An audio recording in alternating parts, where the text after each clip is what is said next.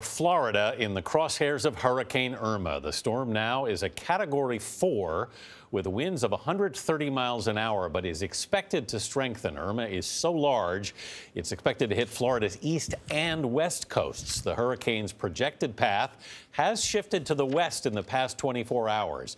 Irma will travel up Florida's Gulf Coast and by Monday reach the southeast. The storm battered Cuba as a Category 5 hurricane late on Friday. Irma is being blamed for at least 21 deaths and catastrophic damage throughout the Caribbean.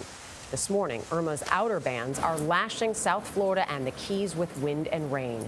Jeff Glor leads our coverage from Miami. Jeff, good morning. Dana, good morning to you. So we are just off Biscayne Bay here on Bayshore Drive in Miami. You can see in the distance, hopefully, the bridge, which is 195, which is one of the main thoroughfares between the city of Miami and Miami Beach and South Beach. We've already seen here some changing bands of intensity as Irma moves closer. It was calm before the broadcast. It got nasty for a little bit with some high winds and some rain, and then it's calmed down just a bit. But obviously, that will only increase in intensity as we move along here.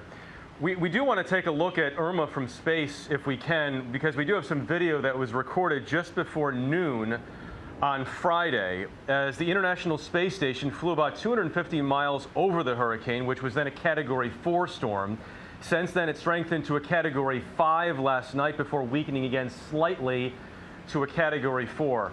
And as you mentioned, the leading edge of this storm is already affecting parts of South Florida, including where we are, also the Florida Keys, and Elaine Quijano is in Florida City, just south of us here. Elaine, good morning.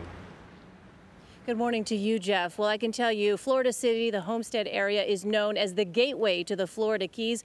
Behind me is Overseas Highway, also known as Route 1, the only way in and out of the Florida Keys. And just a short time ago, we actually saw what appeared to be some kind of transport. Basically, it was a convoy of what appeared to be school buses escorted by state troopers making their way from the Keys, some kind of transport out of the Florida Keys as the evacuations continue even at this hour. Now, in terms of what we felt, it's a little bit of a lull right now. I can tell you, though, in the last 90 minutes or so, it was not like this. We saw some very intense wind, some very intense rain, and lightning so severe. In fact, one strike actually hit not too far away from where we're standing right now.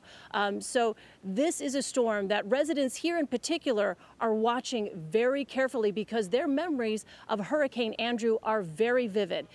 It was decimated, this area, when Hurricane Andrew hit, and now they are watching these skies very, very nervously. Jeff? Elaine, thanks very much.